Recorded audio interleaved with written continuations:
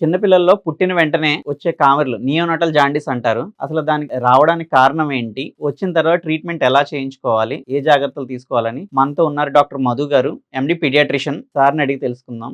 Good evening sir. Good evening అండి. Sir, చిన్నపిల్లలు పుట్టిన వెంటనే థర్డ్ డే, ఫోర్త్ డేకి కామెర్లు అనేవి వస్తాయి. నియోనాటల్ జాండీస్ అంటారు వాటిని. అసలు అవి ఎందుకు వస్తాయి సార్? కామెర్లు అనేది మన చిన్నపిల్లల్లో పుట్టిన పిల్లలు అందరిలోనూ వస్తుందండి. ఎందుకంటే వాళ్ళ బ్లడ్ చేంజ్ అవుతుందండి. ప్రెగ్నెన్సీ లోపల ఉన్నప్పుడు ఒక హెచ్బిఎఫ్ అనేది ఉంటుంది. బయటకు వచ్చిన తర్వాత హెచ్బిఏ, హెచ్ఏ1, ఏ2 అని ఉంటాయి అనమాట. వాటి కింద చేంజ్ అవటం వల్ల బ్రేక్ డౌన్ అయిపోయి ముందు ఉన్న హిమోగ్లోబిన్ టైప్ మనకి కామెర్లు వస్తాయి అనమాట. అది మామూలుగా అయితే బేసిక్ గా ఫిజియలాజికల్ జాండీస్ అంటాం. అంటే తక్కువ లెవెల్స్ లో ఉండి దాని అంతటికి అదే తగ్గిపోతే మనం ఏమీ చేయకుండా ఫిజియలాజికల్ జాండీస్ అంటాం.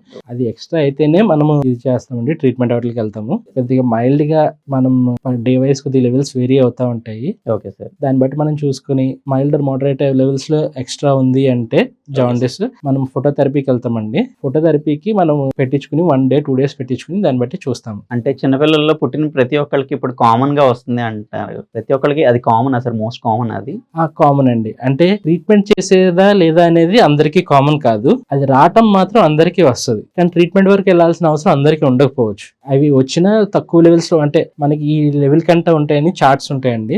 ఆ లెవెల్ కంటే ఎక్కువ అయితేనే మనం ట్రీట్మెంట్ కి వెళ్తాం అనమాట.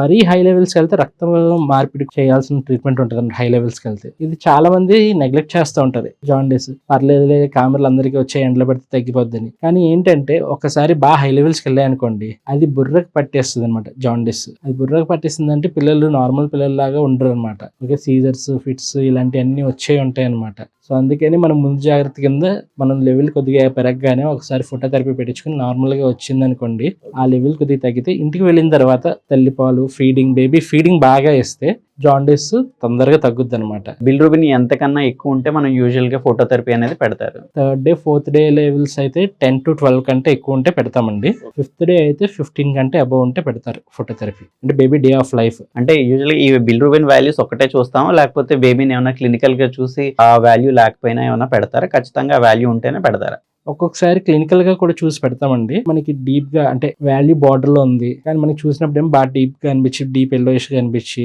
ఆల్మోస్ట్ పామ్స్ అండ్ సోల్స్ వరకు మనకి ఈ ఎల్లోయిష్ డిస్కలరేషన్ నుండి చేస్తుంది. దాన్ని బట్టి కూడా ఒకసారి బార్డర్ లెవెల్ లో ఉంటే మనకి ఎందుకైనా మంచిదని చెప్తాము. ల్యాబ్ వాల్యూస్ కూడా మనం అన్నిసార్లు ట్రస్ట్ చేయలేము. సో అందుకని మనం అప్పుడు కూడా పెడతామండి. చూసారు కదండి, నియోనాటల్ జాండీస్ లో తీసుకోవాల్సిన జాగ్రత్తలు, ట్రీట్మెంట్. విశాఖ హాస్పిటల్లో డాక్టర్ మధు గారు, ఎండి పీడియాట్రిక్స్, రోజు 6:30 నుంచి 8:30 దాకా ఈవినింగ్ టైం అవైలబిలిటీ ఉన్నారు. అవసరమైన వాళ్ళు కన్సల్ట్ చేయాల్సిందిగా కోరుకుంటున్నాం. Thank you so much.